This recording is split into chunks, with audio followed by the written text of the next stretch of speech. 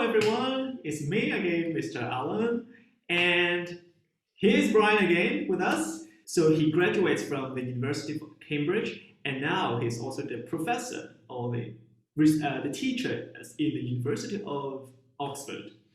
So in the last episode, he has shared about the learning style, the teaching style of universities of Oxford and Cambridge.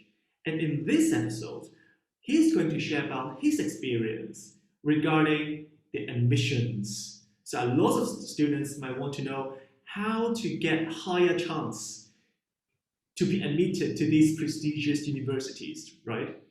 So now let's welcome Brian again, and we have him to talk about his experience. Hello, Brian.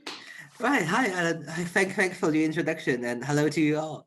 In the video, you have mentioned a few things the student needs to prepare for the admission, Yes. for the application. So Yeah. one of them is IELTS. Yes. So for the IELTS,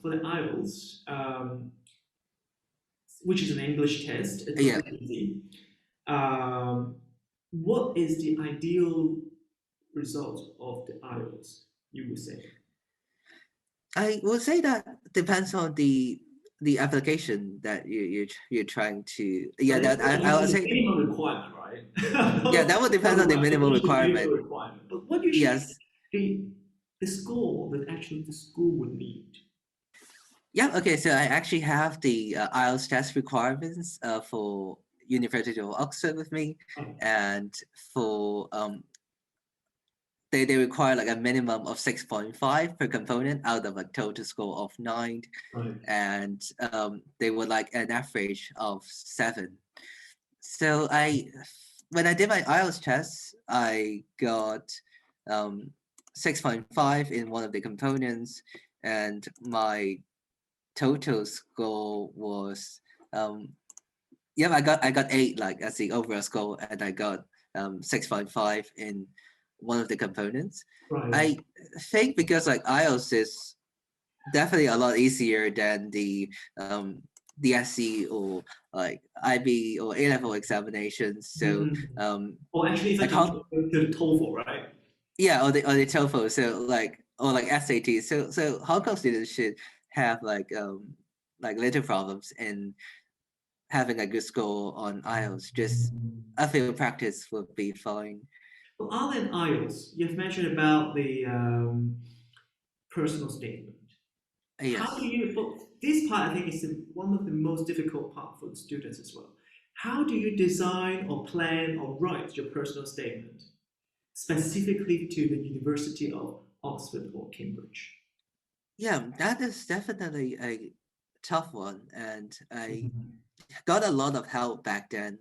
I had teachers who were really committed to helping students with their university applications, and so I pretty much wrote my personal statement like with the help from my school at that time, and I tried to include as many details as I could about like different science related activities that I engage in, about like why I like science, and maybe some books that I've read, and I put in a lot of keywords and like kind of like buzz phrases, like kind of like key terms in science in that statement, and just try to make it look professional and looks like really looks like I'm really enthusiastic. And so I think there are like a couple of things that you want to show that you're enthusiastic and you're interested in the subject, and you want to show that you know a lot about the subject, and you want to show that you have like a lot of experience verifying that you like kind of like proving that you really like the subject. So I think those are the main things.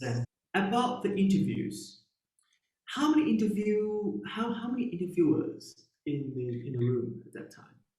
So I had 2 interviews, and in my first interview, I got 2 interviewers, and that was like about a 45-minute interview. And in the second interview, I got only 1 interviewer, and it was about like a half an hour interview.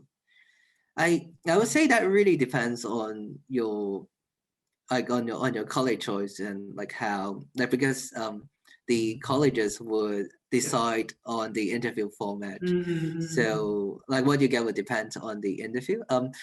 It is also possible to, well, I mean, if I'm not sure how the interview is conducted, like, because of COVID recently, but normally it is also possible to choose to be interviewed in Hong Kong.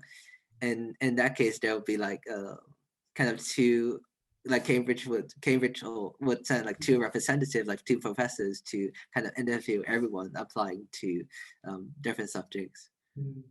During the interview, other than the math and the science related questions, Yes. will they ask you other questions like about your career or about your personality? Will they ask these questions? Not at all. Like, not in my interview, surprisingly.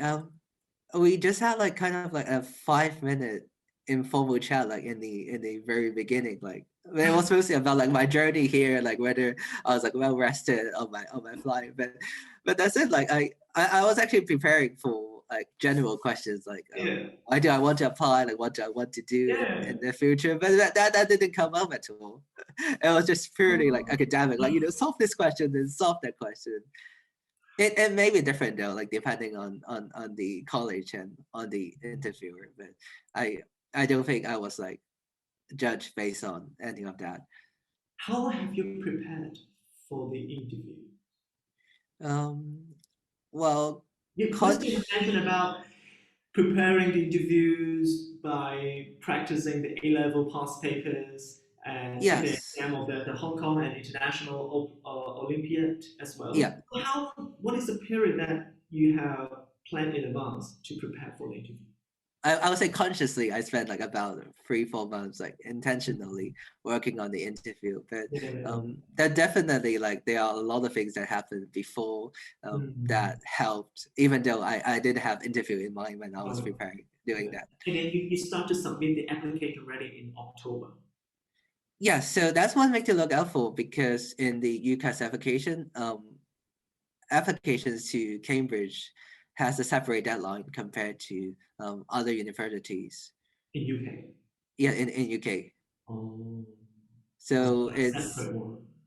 yeah, I know like application can be a stressful process, and guess most applicants in Hong Kong, if they're applying to the UK, they are also applying probably maybe to the US and to different universities in Hong Kong as well. And sometimes um, like the deadlines could be all over the place, and it's good to plan in advance and to really know like where those deadlines are, and to have all the documents ready, because sometimes, let's say, if you need a recommendation letter from school, they might not be able to provide one like in a short notice. And when do you get the result? When do you get the result of being admitted? So that was in January. In January, October, so in November, December. Wow! Within 3 months, you will know the result. Yeah. So I submitted my application in October, then I got interviewed in late November, and then I got the results in January. Mm, okay. So I think in the last part, the last question for this, for our conversation is: Yeah. would you mind sharing one word of advice for students who would like to apply for University of Oxford or Cambridge? Oh, It's a that's. difficult one, I know. I thought a 10-minute video was concise enough that you want to sum it down to one word. To one word, yeah. Yeah. I would say explore.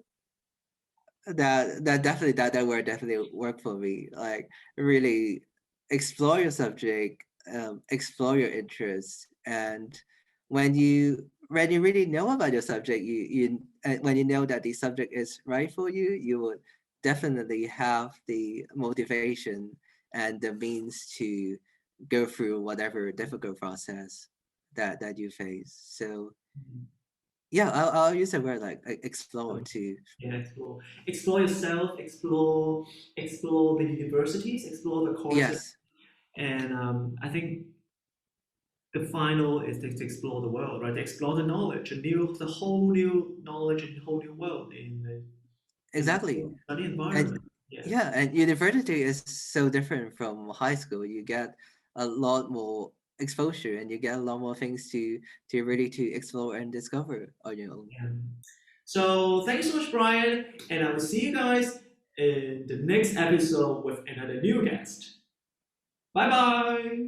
Bye, Brian. Thank you very much. Yeah, thank you, Alan. It's my pleasure to be here.